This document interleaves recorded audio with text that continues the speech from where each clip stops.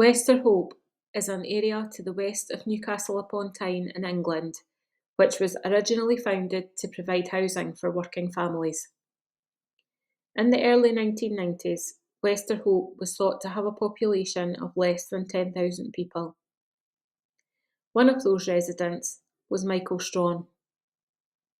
Michael was 38 years old and lived with his parents, with whom he was said to have a very close relationship. Michael was an avid reader and enjoyed writing poetry. Sadly, a few months before Michael disappeared, his mother passed away. Friends say this had a huge impact on him. He continued to care for his elderly father, who was becoming increasingly frail. Michael regularly frequented pubs around his local area and was very well known and very well liked.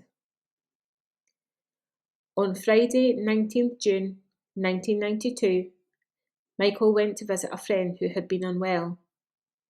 He told his friend that he was on the verge of a big deal and that was going to make him a lot of money. His friend didn't really believe Michael, who was unemployed at the time and doing odd jobs to get by. However, he did have several £1,000s in cash on him at the time and told his friend he was off to meet a man called Don. Later that evening, he was seen drinking in the Farmer's Rest pub where he was a regular. That pub has since been demolished. He was last seen at around 8:30 p.m. outside the Percy Arms pub in the Haymarket area of Newcastle. Michael failed to return home the next day. His car was found a short time later, around 100 yards from the Percy Arms pub, with his beloved cap that he always wore still inside. Although Michael went out drinking most nights, he would go home to check on his dad halfway through the night and go back out again. It was really unlike Michael not to go home to his dad. Police investigated Michael's disappearance extensively, interviewing his friends and looking into his background. They drew a blank at every turn. Michael was not known to the police until he went missing. He was known to smoke cannabis and sell a small amount, but nothing to the degree that would have involved him with serious danger at the time. Michael had a distinctive appearance. He was 6'3", weighed around 23 stone, and he was also a martial arts expert, so he was able to look after himself. Police investigations did not show any reason why anyone would want to harm him. However, it is rumoured that the Friday before he went missing, Michael was attacked by a person or persons possibly driving a white Ford Transit van.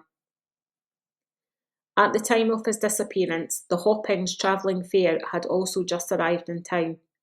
This attracted a lot of people from different areas.